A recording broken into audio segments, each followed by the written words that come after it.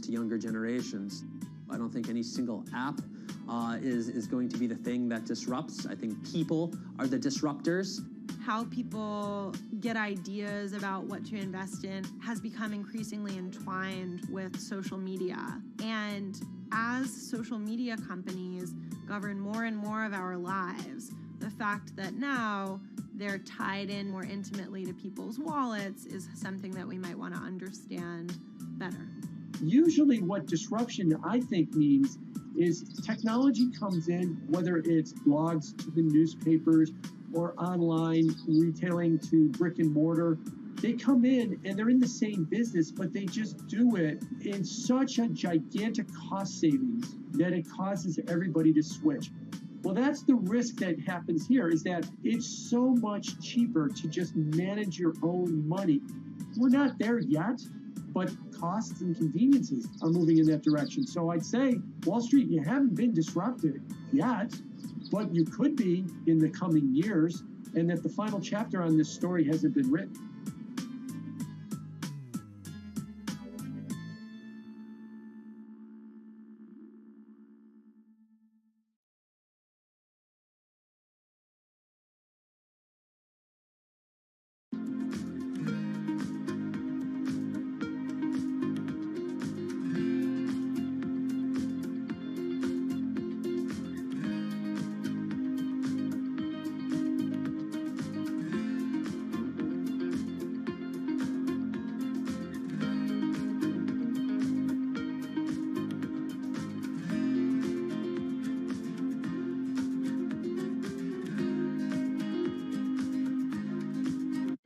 Meet Bloomberg's own David Nicholson. Now, his happy place is out in the field, on the open road.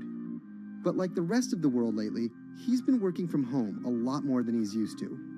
COVID-19 has prompted a massive urban exodus as professionals of every ilk yearn for more space to live and work. As a result, rural areas have exploded, and they're poised to experience a resurgence as more and more families pack up and leave the big city to try out life in the burbs. But there's one problem with that. Not all internet speeds are created equal. Anyone who might need to upload or download large files for a living may not want to pack up and move to that cabin in the woods just yet. Now, David's house isn't a cabin, but it is in the woods, and inexplicably, his internet is workable. My internet is okay. I pay a lot for it. It's around $140 a month. The download speed's great, and the upload speed is terrible, which is really bad for my work because I have to upload these massive files. But I'm definitely one of the more lucky ones in this community. Just a few miles down the road, my buddy has awful internet. It's usually under 2 down and under 0.2 up, so it's often unusable. Some days it's around 1, and other times it'll drop down to about 0.2, 0.3. I just want to be able to have internet at my house without having to go outside the normal ways of acquiring internet. It's really frustrating. We're literally a few miles away from downtown, and it just cuts off. This is a problem, and the solutions are not there yet, because getting high-speed internet in rural areas en masse is something our providers may simply not be ready for.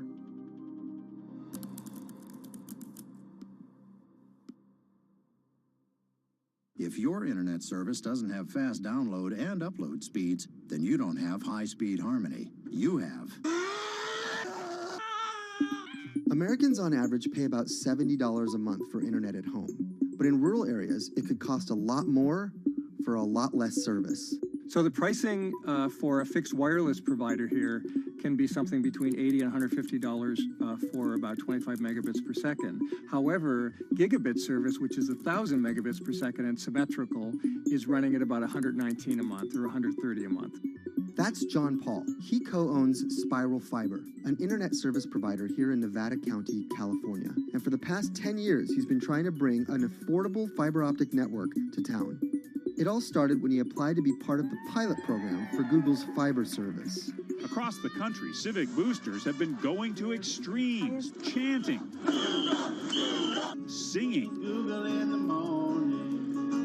and marching trying to get the search engine giant to look at their town. The internet these days is crucial to be in the world, to be a part of the world, and to be connected to your community. Google ultimately went with Kansas City, Missouri, which left Paul on a mission to get funding to lay out fiber optic networks for gigabit service. Over the next several years, he would attend conferences and pitch venture capitalists and apply for grants to make his vision come to life. One of the biggest roadblocks to building infrastructure for the internet here in the United States are the existing large providers. They have their land staked out. They would prefer that nobody come in and compete against them. In 2013, we applied for a grant. We went down and met with the commissioners at the California Public Utilities Commission. It was an arduous process to get funded, but we finally did against all odds. We got a $16 million grant, and then we went out to seek venture capital. Then, in March of 2020, the pandemic hit the world. Everybody got locked down, and everybody came home, and everybody started using the internet. And I remember seeing on one of the local fixed wireless providers' websites, they've said, hey, we know you're all staying home, but please don't use too much video, and please don't use too much bandwidth. And I thought, that doesn't work. The U.S. connectivity gap is far greater compared to countries that are considered its peers economically. Some developing nations actually have better internet than rural America, like in Kenya, which has a state-of-the-art fiber optic network fed in from their coastline. The American connectivity gap does largely affect rural areas that are either outside of service coverage or simply prohibitively expensive. This is Rebecca. She and her family moved to Nevada County just a couple miles down the road from David. They took for granted that high-speed internet would just exist in the area, and it's not something they even bothered to check on before buying their house. Turns out, all they got was dial-up. We wanted to move where we had a little more space, room for the kids to run around, just be out in the mountains a little bit more. Having come from a bigger city area where Wi-Fi is pretty readily available, we hadn't really considered that in our purchasing of the house, whether that would be an option or not. When school started, and now that we are remote learning with our children and we're doing everything from home, we didn't have the option to do that at our house. So every day when school would start, we'd have to pack the kids up and we'd go to my in-laws' home. They have a little cabin up in this area that does have Wi-Fi already. Rebecca's situation is the norm in rural America. According to data from the Federal Communications Commission, just 4% of urban Americans lack access to broadband internet. That's compared to almost 40% of people who live in rural areas. While that was the case, there were also racial and socioeconomic divides in terms of who had that access. In addition to that geographic difference, low-income African-American students, Latino students, and first-generation college students were more likely than others to have only one device at home that's shared among multiple siblings and or lack access to that actual connection. For most American towns, there's also a lack of competition, forcing internet prices up. And large providers like AT&T and Comcast aren't incentivized to expand service to these rural communities. This is how Xfinity makes life simple, easy, awesome. So in our area, we have a small imprint of Comcast, but they're not going to go out to the more rural areas. It's just not cost effective for them to do it as a large company. In order to lay fiber cable, you're actually physically digging trenches into the ground. And for internet service providers, they're primarily focused on maximizing their profits. And so the fewer customers you have, in any square mile and the more fiber you have to lay, that's just kind of harder to pencil out from a purely economic standpoint. AT&T released a statement on the matter, expressing the need and desire for government assistance to fund fiber optic expansion to areas deemed unprofitable. Comcast released a similar statement encouraging more public-private collaboration on this effort. Federal agencies do offer grants to help communities build broadband networks, but many have argued that there's not enough flexibility on how to use these funds. The COVID-19 relief package passed by Congress in March and signed by President Donald Trump awarded $43.3 million to 51 projects on the East Coast alone. But it also stipulated that these projects needed to be up and running by December 30th. For contractors who plan projects months and years in advance, it's a scramble to rearrange their schedules to meet that deadline. So what we've been asking the federal government to consider is at least have, as long as the projects are getting started, knowing the projects are being put into place to expand both remote learning, working from home, and opportunities like that that are truly driven from COVID. We're moving as fast as we can regardless, but hopefully they'll give us some more time. Talking to John Paul, it's clear that he believes broadband is something that can transform a community and should be considered a public good. One of the first communities to come on in the United States with full-on gigabit service was Chattanooga, Tennessee. Now, they're a bigger city, but they're a city that was economically in a downturn. In the last 15 years, the city of Chattanooga has turned around in an amazing way. It's a nexus for young people to move to. It's a place where technology happens. It's not just about logging on to Zoom, to connect with your colleagues who might be in New York City. It's also your ability as a small business, operating in the town of Nevada City or wherever it may be to, quickly upload your payroll documents or something onto the cloud, or to quickly, swipe a customer's credit card. There's just some really basic business functions and mechanics that I think people in big cities really take for granted, and that are just going to be a much bigger challenge for small business owners in rural areas.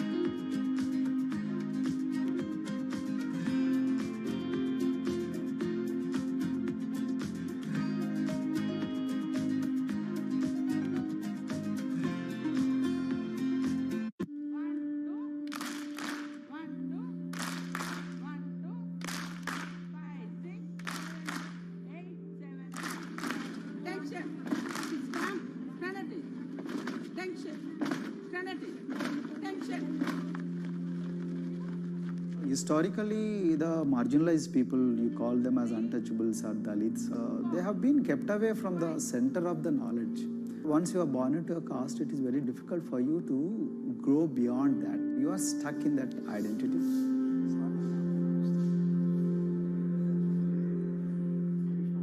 Education is the best way of liberating them. So that's how I chose to work in education sector.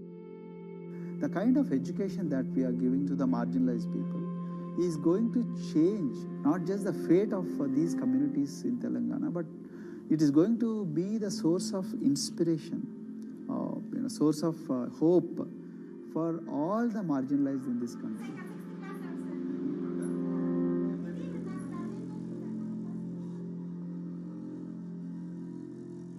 Greatest flight in India is the system of caste. For generations of Indians, the social code known as the caste system has defined how people earn a living and whom they marry. Although outlawed 7 decades ago, castes remain a significant factor in deciding everything, from family ties and cultural traditions to educational and economic opportunities. Dalits, people who are on the lowest rung of the caste system, constitute almost 1/5 of India's population of 1.3 billion. Not able to afford the high tuition of private schools, many are forced to attend government-funded institutions, which in the past have suffered from poor infrastructure, lower education standards, and high student-to-teacher ratios. But Dr. Praveen Kumar is trying to change that.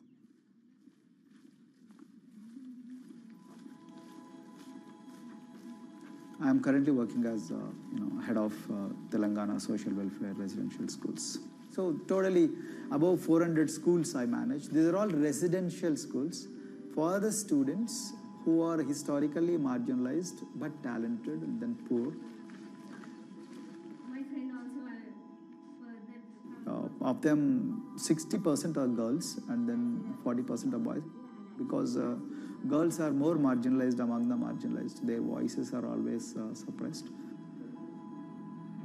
My approach to improve the conditions in the schools has been put your eyes and ears on the ground always. Talk to the parents, talk to the teachers, talk to the students, stay in the schools and then understand their problems, their challenges, both in classrooms and then the corridors and the dorms.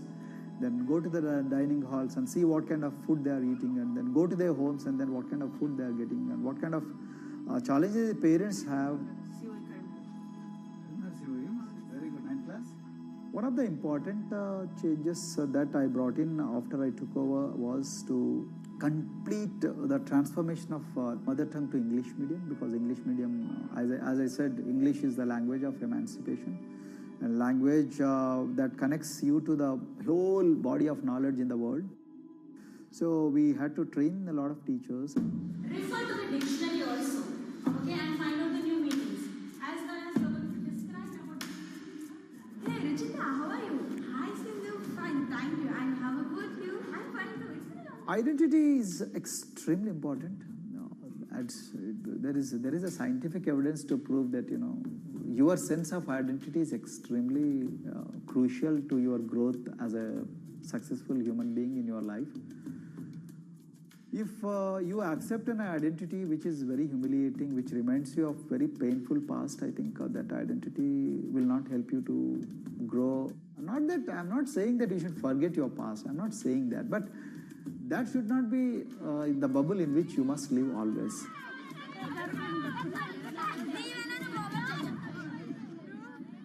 Sweros is an alternative identity. S stands for state, W stands for welfare, Aero, SW and then Aero is Swero. So the idea is your dreams have to be skybound. So that is what we are trying to achieve by changing the identities. Like, you say, I'm a Swero and I aim to be a doctor. I am a Swero, I aim to be a top-notch engineer. I am a Swero, I aim to be a top bureaucrat of this country. I'm a Swero, I want to be a very good actor or, a musician in this world. So these are the positive images that are associated with the identity.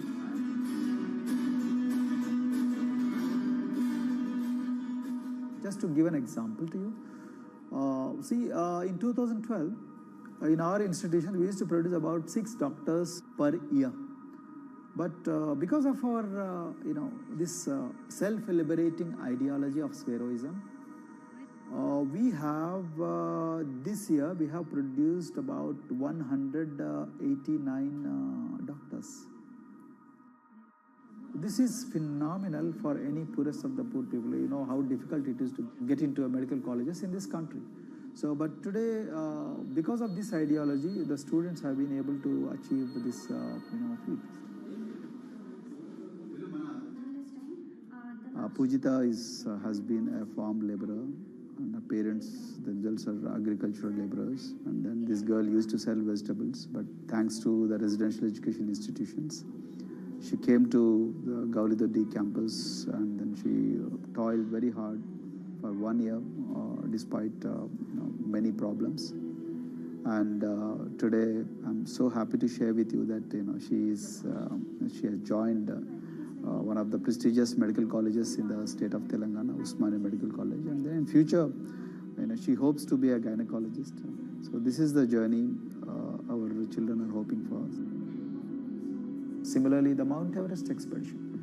Mount Everest expedition, we are very fortunate enough to place the youngest ever female in the history of this world on the peak of Mount Everest. How did this happen? It's all because of an ideology that helps you to liberate yourself.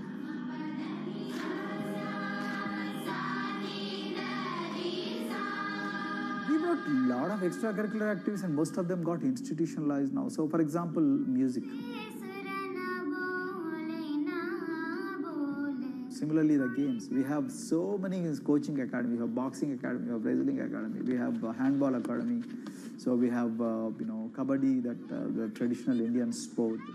We have golf. We have introduced the golf also. Like golf is generally played by so-called rich people, but today even poorest of the poor people also are being trained in golf in our schools. Wow.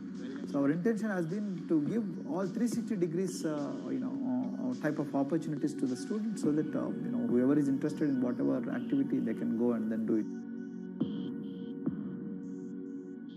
Break the barriers, break the fence, at least mentally, because poor people have been programmed to be victims, programmed to be subjugated, programmed to be on the margins, always, programmed to feel inferior. We wanted to change all that. There are certain games which are exclusive to rich people. There are certain languages which are exclusive to middle class and upper middle class in this country.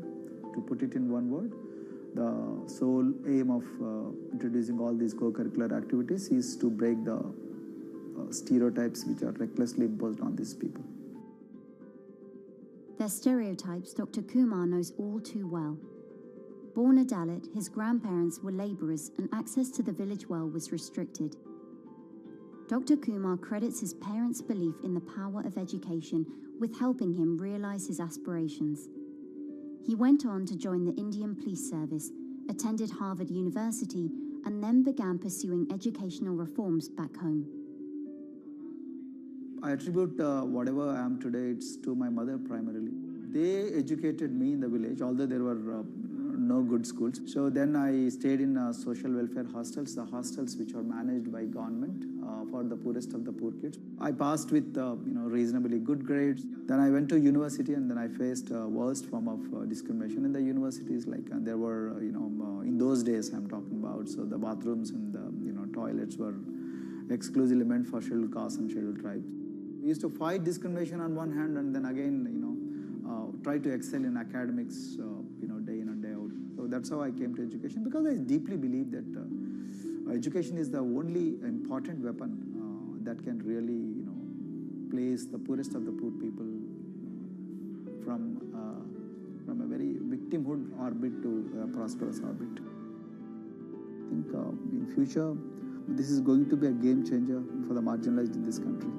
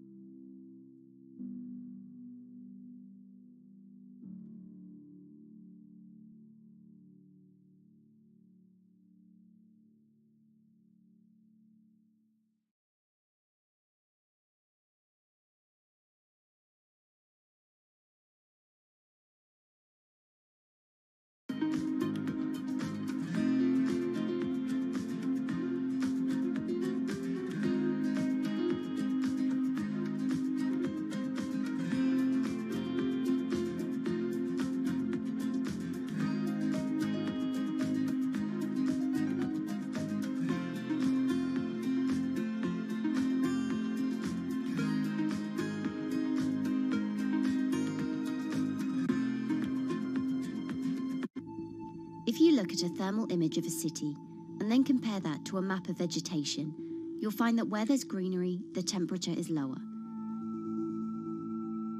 That's because things like asphalt, concrete, and shingled roofs absorb more heat from the sun than trees. This is the urban heat island effect, and it accounts for higher temperatures in cities, often by several degrees compared with their surroundings. It's becoming a huge risk to human health as growing urban populations exacerbate the heating effects of climate change. Heat waves kill more people than any other extreme weather event, more than tornadoes, hurricanes, and even floods. That's why urban heat island mitigation strategies are being studied in Singapore by a group of researchers. The government-backed project called Cooling Singapore is now in the process of combining everything they've learned to create a digital tool that can help cities all over the world, starting with Singapore.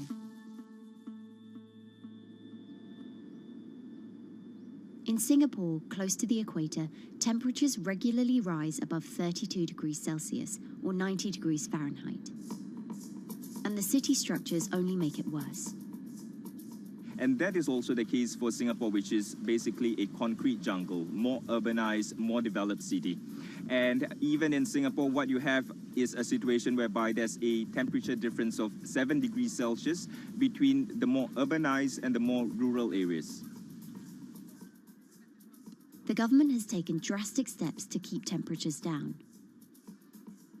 This is Gardens by the Bay, an award-winning park, and inside this greenhouse is a pleasant 24 degrees. That's because the dome, along with 24 nearby towers full of thousands of people, is chilled by what's probably the world's largest underground district cooling system. It uses a large central plant that cools water and then pipes it into banks, residential towers, an exhibition centre, shopping malls, and the city's iconic Marina Bay Sands hotel and casino complex. So one of the biggest perks of using this system for the buildings is that they can save 40% in terms of electricity usage compared to your traditional air conditioners. And with Singapore relying on natural gas for most of its power, this new system means emission savings equivalent to removing 10,000 cars from the city's roads. That has big implications for the rest of the world. If things stay as they are, more than a third of the world's electricity could end up being used to cool buildings and vehicles by 2050. As the world gets hotter, gets warmer, there is a greater need for air conditioning and as well as refrigerators, for instance. And the more people are buying these household appliances, the more energy usage they use, and they release heat more, and that then exacerbates climate change. It's a vicious circle. And so since 2017, researchers at Cooling Singapore have been identifying design solutions that reduce our need for so much cool air in the first place. One thing many cities have in common, and that's the importance of vegetation. That's a very important measure to mitigate the urban heat because of the shading effect, of course, and the psychological effects of the vegetation, and also because of the possible evaporative cooling effect of the vegetation. Vegetation can be, of course, on the ground floor in form of trees and shrubs, and you can walk under them. This is the so-called canopy layer that the vegetation forms above us. But vegetation can also go up the facades of buildings, and it can go to the roof of the buildings. Luckily, Singapore has been striving for the garden city feel for quite some time. It was a vision initially introduced by then Prime Minister Lee Kuan Yew in 1967 to make life more pleasant for people. And today, Singapore is one of the world's greenest cities in terms of urban vegetation. Kampung Admiralty, a community centre that contains health facilities and social spaces, now provides more green space than the plot of land it was originally built on. It's topped by a roofscape of staggered terraces covered in local plants, which functions as a community park. And a village green in the centre that contains farm plots for residents to tend to. Park Royal on Pickering was designed as a hotel in a garden that doubled the green growing potential of its site. There's now 15,000 metres of sky gardens, reflecting pools, waterfalls, planter terraces and green walls. And the government has big plans as well. Singapore actually has a plan to plant 1 million trees and add more green spaces over the next 10 years. It is actually a mix of wanting to reduce the urban heat island effect, but on the other hand is also to get the people to be more connected to nature. But it's not enough. The city-state has still been warming twice as quickly as the world average over the past 6 decades. That's why Cooling Singapore has developed a catalogue of other potential heat mitigation measures. When you try to mitigate the urban heat island effect in a city or in any building, in a village as well, the first place to start is by shading of the windows. You have to keep areas clear so that the wind can move through it. Water of a certain depth can act as a very good thermal buffer.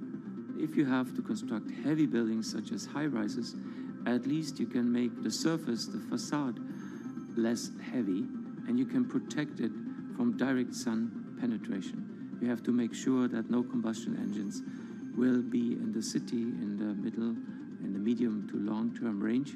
So ideally, the electricity production is outside of the city, and you bring just the clean electricity into the city. You can at least minimize the use of energy in the city, and you can start to slowly convert the roofs, the facades of the city into production areas for renewable energy. In Singapore, unfortunately, this is a limited option, but in the long run, it could produce up to 20-25% of the energy, of the electricity needed in Singapore, if all the roofs and the areas in the buildings, on the facades would be used to do that. With so many different ideas, Cooling Singapore is also designing a virtual model of the city to test them out. It's called a Digital Urban Climate Twin, or DUCT, that will calculate how each element of the city's design will impact the urban heat island effect. That means we model not only the geometry of the buildings digitally, but also we model the transportation, the insulation, the temperature, the radiation coming from the sun, the weather, the local climate, the even very, very microclimate of the city, the water, the movement of people in the city. We can invent scenarios, we can design scenarios, test them before we actually build them, and if they test very well and we are sure that they will function, then we can start to build them and put them into reality.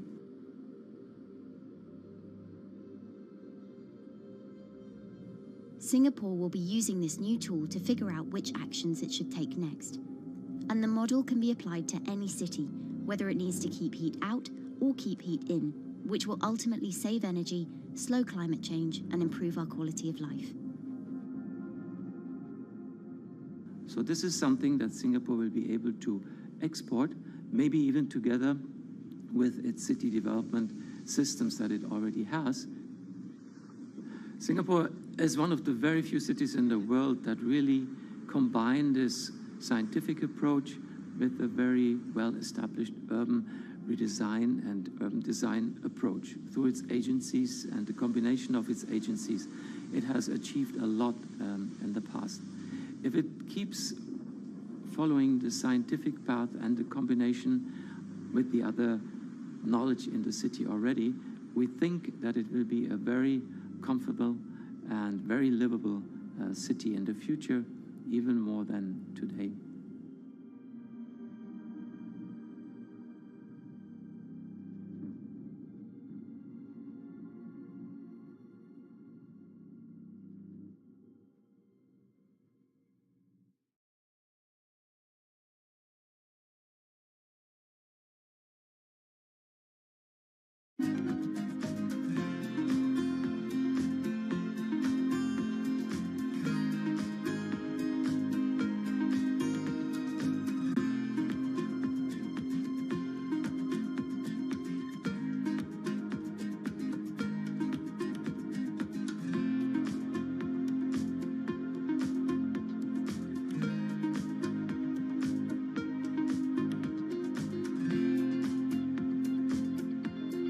Times are tough. Jobs are scarce. It's risky to be outside and around others. Seems like there's very few ways to make extra money during a pandemic. So I guess I'll just hunker down and binge social media until this all blows over. Wait, don't these people make money? How do these people make money?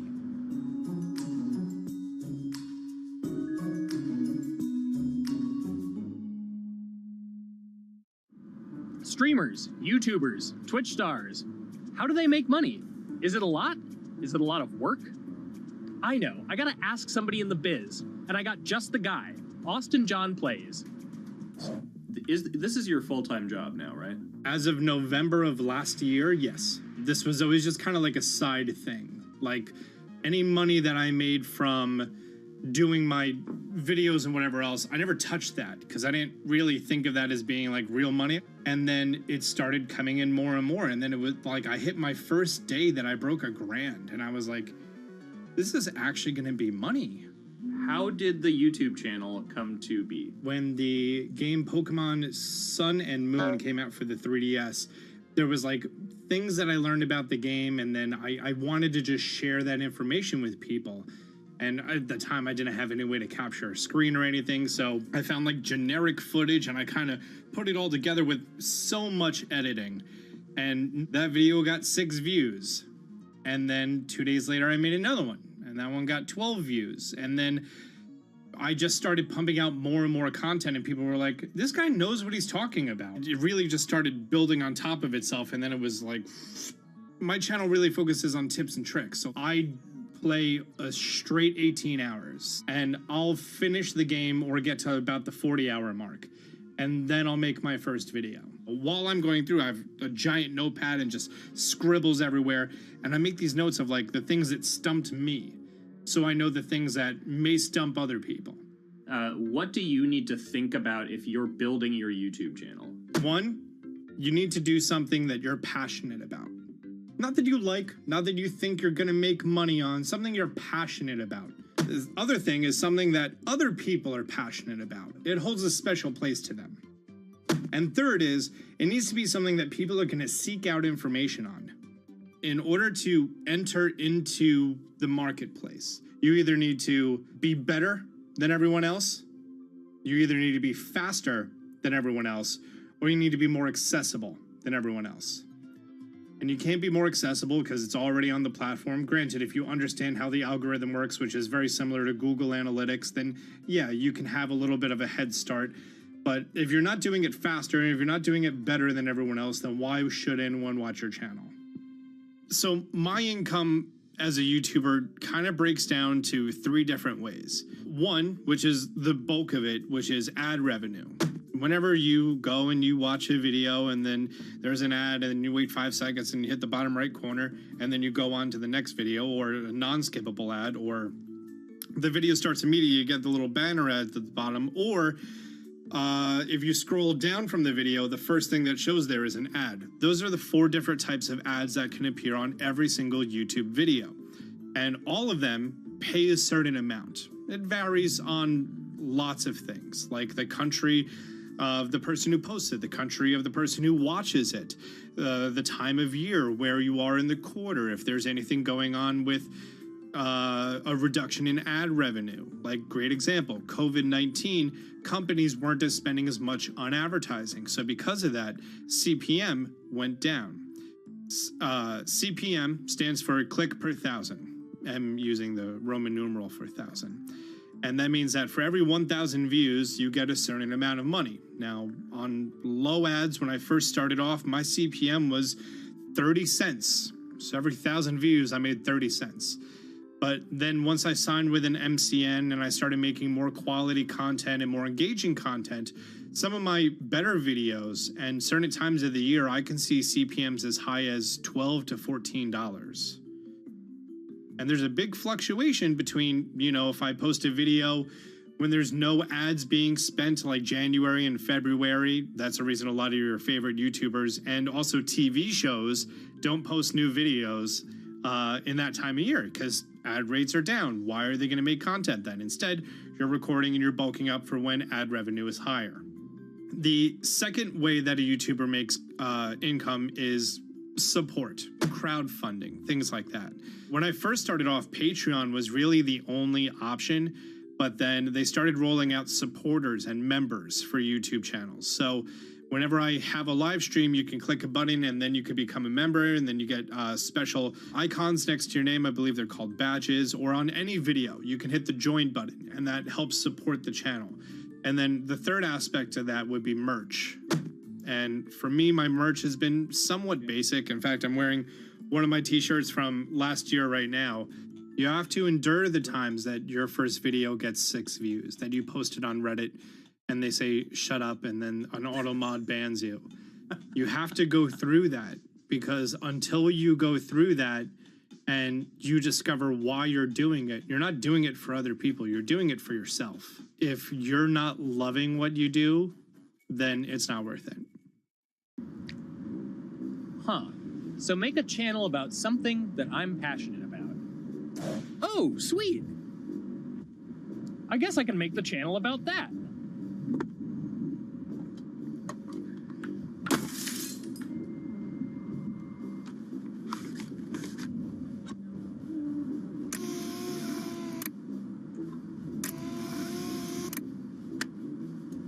Now, how do I grow an audience? How do I get popular? It's all about diversification, right? You have to have a massive Twitter following. You have to have a massive Instagram following. You have to have a massive YouTube following. Of course, you have to be on Twitch, which is the key platform. But basically, any way you can get in front of your audience, you can engage with your audience, is going to drive those clicks, which ultimately drives the advertiser revenue that you get back from all of these platforms. It's me and Dan playing video games and talking in a funny manner over them. They're not just people who are good at games, they're actually people who are good at online engagement, online entertainment, first and foremost. You have the right to remain stylish. Anything you wear can and will be used against you in the court of fashion. The streamer is either very, very talented at the game. The best player in the game is generally going to draw a crowd because people like watching people who are very good. On the other hand, they're either very, very good or funny, charismatic, whatever it is on that side. Oh, no. You know, it becomes more of a show where they talk about other things outside of the gaming world, and gaming becomes really just a backdrop and an excuse to engage with that audience. There were those weird, like, Ronald McDonald, like, straight to VHS movies. You remember those? I'm personable, I'm chatty. I would kind of, when boring things were happening in the game, I would ramble on about, movies I'd watched or books I'd read and, or conversations I'd had and stuff like that. And so I think being personable was a big part of that. It's not just getting on and playing games. It's getting on and being an entertainer. You are putting on a show. All right, now let me go ahead and grab the samurai sword that every gym has. Okay, he's dead. To have a larger audience and to have that audience, I think, stay with you, you have to bring something extra. You have to find your niche. You have to find what works and what connects with the audience and what makes them laugh and what makes them keep coming back. You got to make it a little more exciting, all right? Throw in a hanging bishop. Have everybody in suspense for a moment. I think the real most important thing is to just get used to being on camera. Like in any sort of performance thing, is get used to talking on camera. My first few videos were terrible, but because I sat down and did it for 6 to 8 hours a day, I just got used to talking and I got over that uncomfortable hump. If you go into Twitch purely with the expectation that you're going to make money, make a job out of it, have all this growth, and it's going to be great, you're probably going to burn out prior to getting to that point because there's very little payoff for a long time, right? Like multiple years generally before you really start to see a payoff. And so, those first few times you're streaming, nobody is there. One person shows up every 30 minutes, says hi, maybe, and leaves, right? Like, it's very discouraging, I think, for a lot of people. And so you have to be there just loving it. You have to love talking to yourself when nobody is around. You have to love just the game that you're playing, all of that stuff, because it takes a while. And I think a majority of people burn out prior to getting to the profitable point of it. And there you have it. My very own YouTube, Twitch, Discord, and streaming channels all ready to go live. It's a veritable social media ecosystem just on the verge of thriving. So don't forget to smash like and subscribe and visit my Patreon for perks. Also, go to my merch page. And one last thing, stay cool, my friends.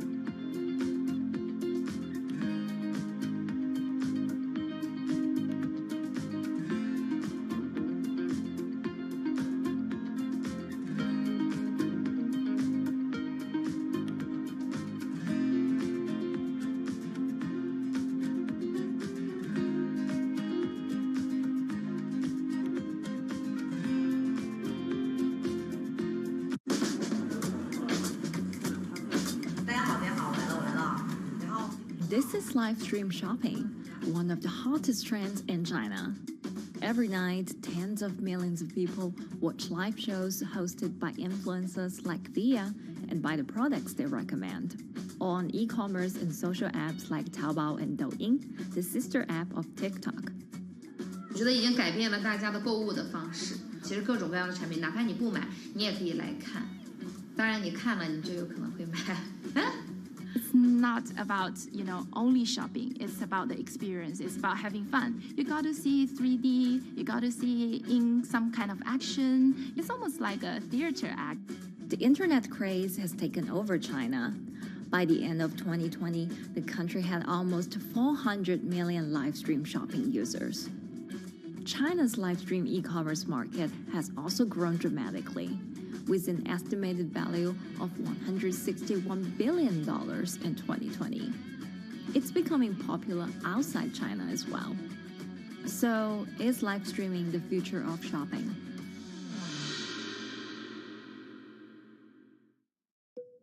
Live streaming is not a new thing. In China, it started in 2015 with the rollout of 4G. And it was first used for entertainment and socializing. Many live streamers performed for their followers or chatted to them, making money by receiving virtual currency and gifts. In the West, live streaming is mainly the domain of avid gamers.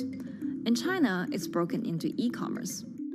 China actually has a very big e-commerce empire, so it uses these super apps, what we call that you have payment, you have search of information, you have recommendation system, and you have huge amount of goods available on the platform, and as well as a lot of consumers. So with this advantage, they merge these features of live streaming to make the influencers actually sell goods. Here is a perfect choice: nice neutrals, beautiful print, nothing overwhelming, and the warmth and comfort of flannel. This is item. Traditional TV shopping involves a one-way direction, whereby a host introduces a product, demonstrates certain things, and say, call this number or something. But live stream shopping is live. That in itself is a very, very big difference. It causes different psychology, and live stream shopping is a very entertaining way of actually engaging someone else. When you shop, actually, this live streaming video will continue. It will minimize into a corner, and you can buy the items and pay all on the same app. And after that, the live streaming screen will just enlarge by itself, and the promoter will come back to screen. So it's very convenient. Taobao, one of China's biggest e-commerce platforms owned by tech giant Alibaba, added a live streaming function in early 2016. In the following years, other e-commerce and social platforms like JD and Douyin also integrated this feature. 开头的时候还是有很多的挑战的，对画面的这个流畅，然后是否能够很真实的去还原商品，它其实在这个上面是有很高的这个门槛跟技术的这个卡口在的。不管是我们的这个用户的接受度，还是商家的这个上手的这个难度都很高，但是这几年下来，基本上难点在不断被突破的。Over $70 billion worth of goods was sold via live stream on Taobao in the year through March 2021. Latest surveys show that over 60% of live stream users in China were watching shopping shows, and over 65% of them shopped at least once via live stream. In 2020, live stream shopping got a huge boost during the pandemic, when millions of people were in lockdown and many retailers were pushed online. People, during the lockdown, felt like there's a need for more social interactions. This live platform creates an interesting kind of environment that gives people the sense that I'm actually interacting with you. And then live stream shopping brings in a lot more variety of things that people could buy and satisfy, the sense of losing control, especially during the pandemic. At the heart of this craze are the top influencers who have tens of millions of followers and sell products worth millions of dollars every night. They often use their star power to get bargains from retailers, which in turn boosts their own sales and influence. So if you think about China's live streaming, you have to know the king and queen of the influencers. The queen of live streaming, Via, she is actually having the biggest viewership and the biggest sales volume for a long time on Taobao platform. She can sell everything from like Gucci sunglasses, lipsticks, homes, and cars. One time she offered her followers to go on a Tesla ride with her, and she even, for once, sold a rocket launch in her live streaming room for 40 million yuan. The king will be Li Jiaqi, more widely known as Lipstick's brother. He used to be a cosmetic sales before he turned into live streaming e-commerce, and he knows a lot about the cosmetics. So he's the one that will actually put the lipsticks on himself when he's on the show. Top live streamers like Via and Li Jiaqi have become celebrities in China and can earn millions of dollars a year. Although not everyone can be as popular, mid-ranking live streamers like Tiffany still earn a good income through sales commissions.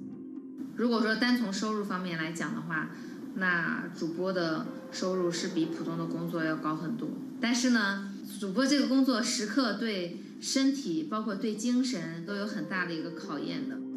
就是每天需要集中精力，然后长达5-6个小时，这种状态是很累的。而且这5-6个小时的话，你是脑子是不停的，然后嘴巴是不停的，然后手也是不停的，眼睛也是不停的。像我们做主播，不是说单一的只做直播一件事情，然后还会有选品的一些工作，然后还会有一些其他的事情排在里面，其实是没有个人生活的。那我觉得增强粉丝影响力的话，不是说某一件事情。可能今天做了什么事情你就增大了影响力，而是每天不断的内容的输出，粉丝不断的可能对你的了解，慢慢的信任你。没有芝麻酱的味道，如果吃不习惯的话就慎买。A lot of successful live streamers are generally very good at communication. They're very good at articulating very simply what a product does, what a product doesn't do. In order for them to sell, they need to be trustworthy and appear trustworthy, and they need to, show in some ways that they're authentic, right? So for Via and Li Jiaqi, they are able to articulate that quite a bit through their body language, through what they say. For example, Li Jiaqi will also sometimes say bad things about certain products because to him that's his honest opinion, and sometimes people want to hear that. And so they seem very credible, they seem very trustworthy, and don't forget, they're also very entertaining and very interesting. If you're familiar with Li Jiaqi, he won a Guinness record for like the most lipstick applications to models in like 30 seconds. So if you're able to create a lot of buzz with interesting things that you do, people who may not want to buy lipsticks will also stream in just to watch what he does. And then from there, you might get hooked. 这就是一般女生出门的时候涂的口红的颜色。Live streamers also use sales techniques such as limited time or supply. This sense of scarcity can often encourage viewers to buy. The platform in itself creates and enhances some of these things because you see it live. Something we call social proof has taken over, meaning that, hey, other people are interested, other people are joining in, other people want the same product. And they add it in the chat and they ask questions and they say, oh, I want this too. What happens then? It makes the whole product even more scarce. But it's not just influencers. Local farmers, luxury brands, even mutual funds have also started their own live stream shows. Working with very top-tier live streamers can be risky. It's not necessary that the benefits will end up with the brand. So we see company executives opening their own shows. And we see like P&G have their own sales room, which runs shows every day as well. We also have like local governors in like small towns to sell their agricultural products. So the live streaming is definitely transformed the way product owners can think about how to reach their consumers. And it enables a lot of players to actually sell. Live stream shopping is going global. Merchants in Southeast Asia have embraced this trend. And in the West, Amazon has upgraded its live streaming function, adding interactive features like chat rooms. Companies, including Google and Facebook, are also developing and investing in technologies to integrate video and e-commerce. 直播电商它其实已经开始成为主流，它未来的发展空间跟潜力都是巨大的。接下来大家会越来越依赖这种购物方式。会变成一个比较日常化、比较规范化的这么一个趋势。If you look at the numbers alone, their numbers alone, the Jiaxi's numbers or Via's numbers, you know that they can sell and you know that they can generate revenue. Are they able to sustain it over a long period of time? It depends on how innovative they are at changing some of the things that they do. But you can't expect consumers one day turn into virtual shopping for good. There will be the nature of us that crave to go into the store, to touch the goods and actually wear it and see how it looks like and walk around in that with our friends. And those things wouldn't be replaceable with live streaming.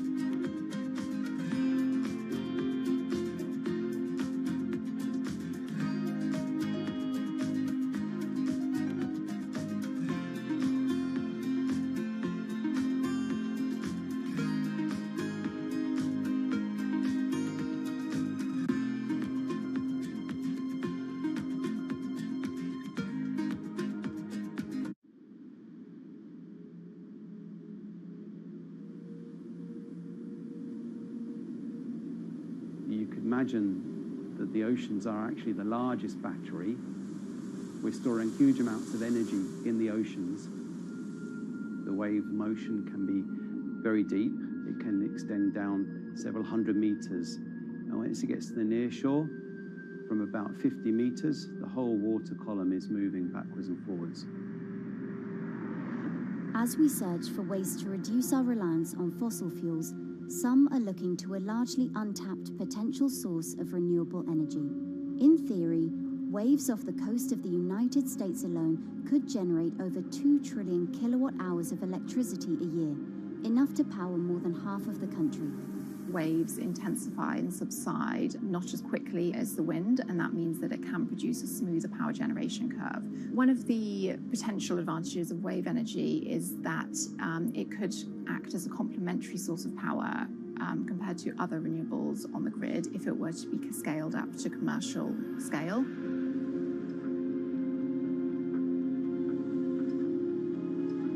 For decades, engineers have been trying to convert wave energy into electricity, but a host of technological and financial challenges have complicated their efforts.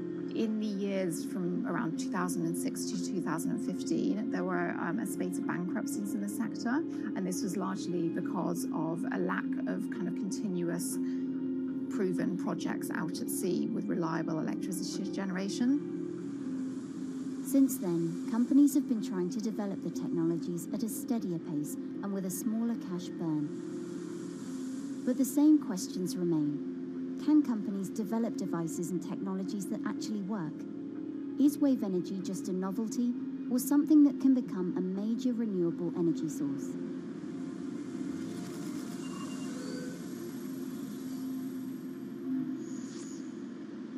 The sea is a very challenging environment within which to operate a power project.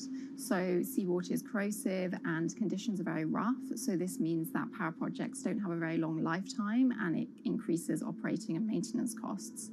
Partly because of that, many early wave energy projects hit rough waters, such as the Palamas Wave Energy Converter in Portugal and the Isla Limpet project in Scotland. But that hasn't stopped others from trying. Companies are focused on testing projects out at sea, proving their durability, trying to raise capital and bring down cost. The sector hasn't really converged around one single technology design, and companies are kind of undecided about which design works best.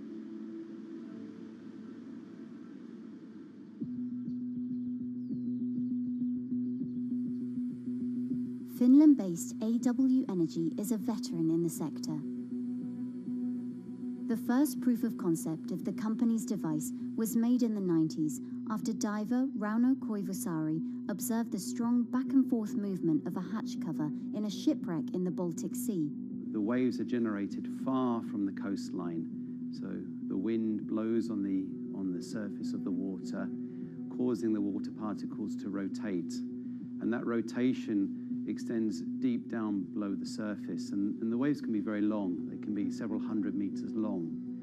And as they come into the near shore, this rotational energy turns into an elliptical energy, and eventually backwards and forwards, as you probably noticed if you've been swimming on the seashore in large waves, you're pulled in and out.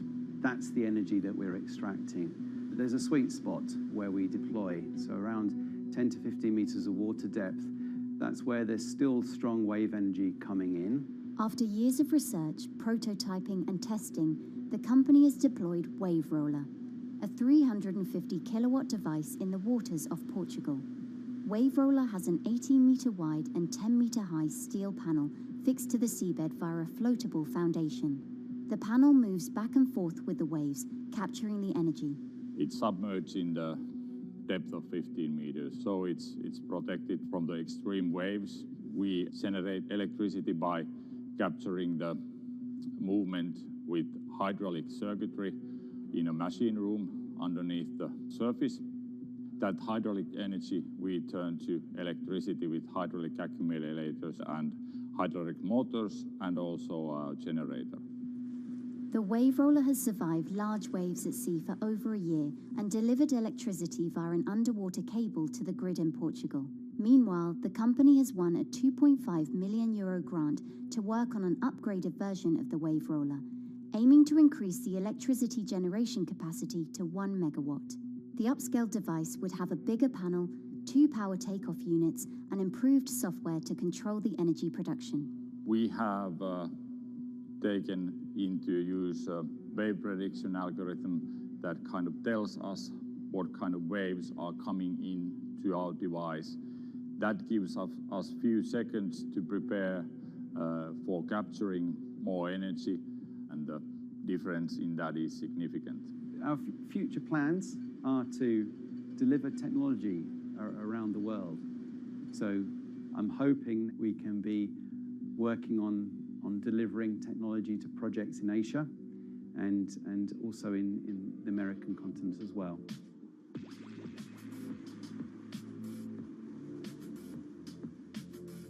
Meanwhile, Israeli company Eco Wave Power is taking a different approach to capturing the power of the ocean. For the company's founder, Inna Braverman, developing new sources of renewable energy is a personal mission. I was born in Ukraine in 1986, and 2 weeks after I was born, the Chernobyl nuclear reactor exploded, causing the largest in history nuclear disaster. I was one of the babies that got hurt from the negative effects of such explosion. I had a respiratory arrest and a clinical death. Luckily, my mother, a nurse, approached my crib on time and gave me a mouth-to-mouth resuscitation, which saved my life. I got a second chance in life and decided to do something good with it. Growing up, Inna wanted to be a politician to positively change the world. After working as a translator at a renewable energy company, she decided to change paths. Solar and wind energy were fully commercialized. There were a lot of amazing technologies implemented everywhere.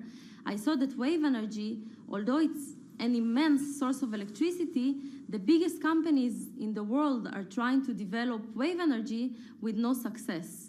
And there was kind of a race going on in the world of who is the company that is going to develop a viable wave energy solution first. In 2011, the then 24-year-old Inna co-founded Eco Wave Power.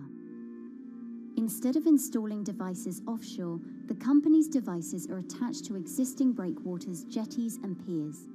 Our technology is very cost efficient, especially in comparison to the offshore technologies, because we don't need any ships, divers, underwater mooring, or cables. We install on existing man-made structures, and all our expensive equipment, the generator, the hydraulic conversion unit, the automation, is located on land just like a regular power station. This is the EcoWave Power conversion unit that has been operating in Jaffa Port since 2014 until 2020. Here you can see how the technology works. Basically, the floaters are going up and down and pushing the hydro cylinders, which transmit biodegradable fluid into land-located accumulators. A pressure is being built, the higher the waves, the higher the pressure, which is used to turn the hydromotor, which is turning the generators. The whole system is controlled by a smart automation system, which you can see right here. And in case of upcoming storms, the system automatically raises the floater above the water level and keeps them in the upward position until the storm passes. The company has been operating a 100-kilowatt grid-connected device in Gibraltar since 2016, which is enough to power 100 households. Currently, Ina and her team are working on another 100-kilowatt project at the port of Jaffa in Tel Aviv. The project will be also the first time in the history of Israel that wave energy will officially connect to the electrical grid. And our goal going forward is to expand it to all suitable breakwaters in the city of Tel Aviv and to supply a significant part of the city's electricity needs. Today, engineers and entrepreneurs are still trying to crack wave energy. Globally, only a few hundred kilowatts of wave energy are deployed, compared with gigawatts of offshore wind. But the field has come a long way in recent years, and with the right engineering solutions, this new power source could eventually become competitive with more mature renewables like solar and wind. I would have a lot more confidence in the successful wave energy companies today as opposed to like 20 years ago. But in the next few years, or maybe the next couple of decades, it will be more likely to be used in remote locations like islands that are otherwise dependent on expensive diesel power, or out at sea on gas decommissioning rigs, or for powering underwater autonomous vehicles. So definitely, wave energy can compete with other renewable energy sources, but I personally believe that this is not a competition. In order to have a 100% renewable energy friendly world, we need all renewable energy sources to work together.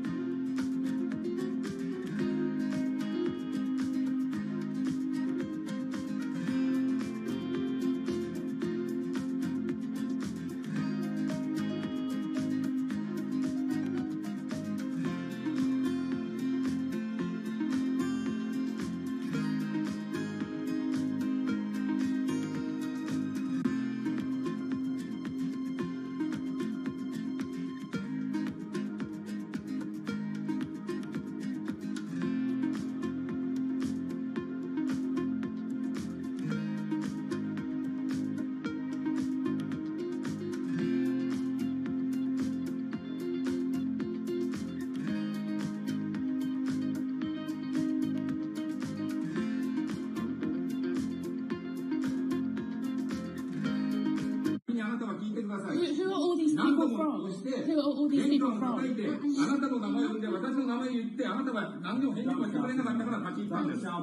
So can you please tell me?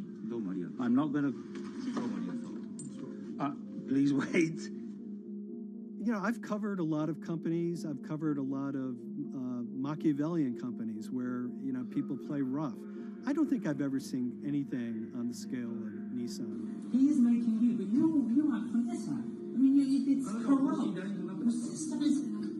One of the most dramatic elements was Ravinder Pasi's home being raided by court officials in Yokohama. You scared my wife. You scared my children. I worked in this for 16 years. So Rav Pasi's journey into the darkest recesses of the Japanese corporate world started when he was the general counsel, the highest corporate lawyer position in the company. In the past few minutes, Nissan has revealed that its chairman has been arrested after allegations of serious misconduct. He was tasked with investigating Carlos Ghosn. And he was told, conduct an internal investigation and get to the heart of the matter. And then along the way, he started to notice serious conflicts of interest. He is one of the few people who knows an extreme amount of detail regarding the alleged crimes by Carlos Ghosn. And he's now ready to tell his own story on the record about some of the events that happened.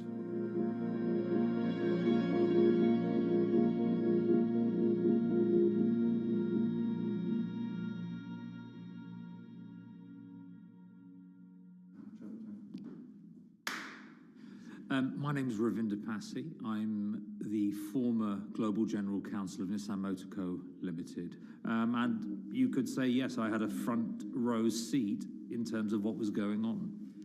When Carlos Ghosn saved Nissan years ago, he was depicted in Japanese comic books as this hero, and now maybe we'll see comic books where he's the villain. In corporate Japan, Nissan was quite an unusual company. It was led for 2 decades by a non-Japanese executive.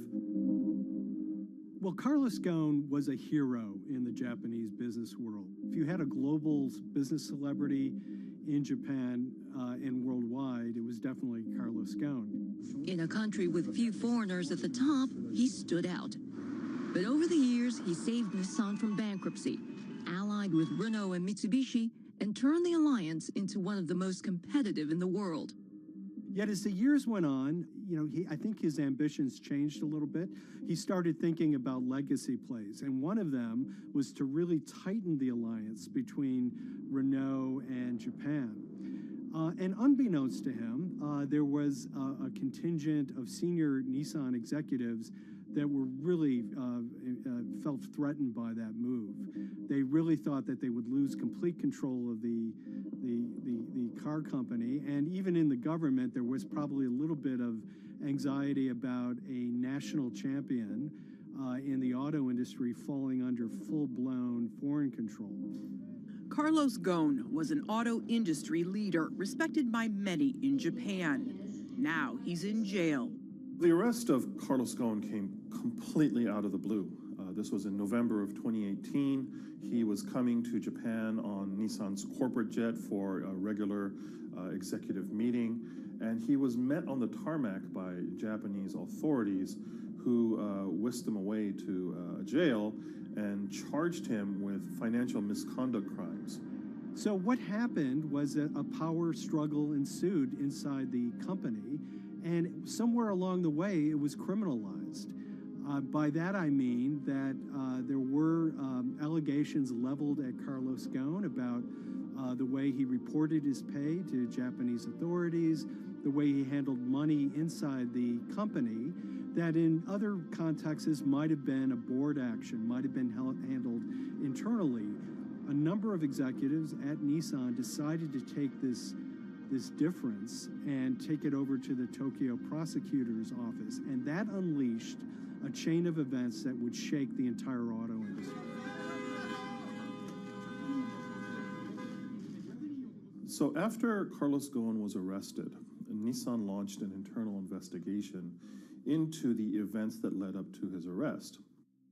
So Rav Passy was tasked with investigating Carlos Ghosn, and he was told, get to the heart of the matter, find out what Carlos Ghosn did wrong and bring it to our shareholders. It's really complicated because you had various things coming out of the weeds.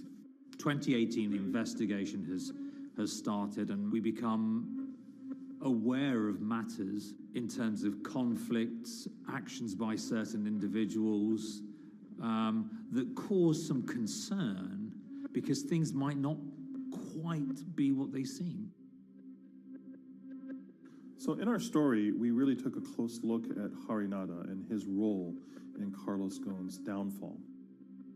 Harinada is one of the most fascinating figures inside Nissan. He's also a lawyer. He's originally Malaysian. Hello, Mr. Hadi. And he had a meteoric rise through the company and became very, very close to Carlos Ghosn and other top figures. He had a front row seat at all the major strategic deliberations at the company. And when he discovered that Carlos Ghosn, as his final legacy play, was going to tighten the relationship between Renault and Nissan, he made a decision to go against Carlos Ghosn. And he became one of the key figures that decided that Carlos Ghosn had to go.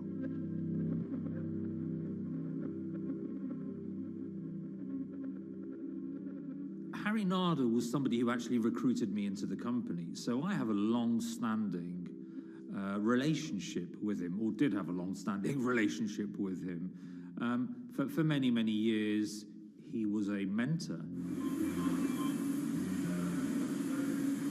I had doubts about the credibility of the process right at the start. Harinada had a plea deal with the Tokyo prosecutors. Now, that suggests he was intrinsically involved in some of the wrongdoing, or the allegations of wrongdoing, and it just didn't smell right, just doesn't sit right. So there was a basic conflict of interest. In other words, Harinada had to deliver results to Japanese prosecutors to avoid his own criminal liability, and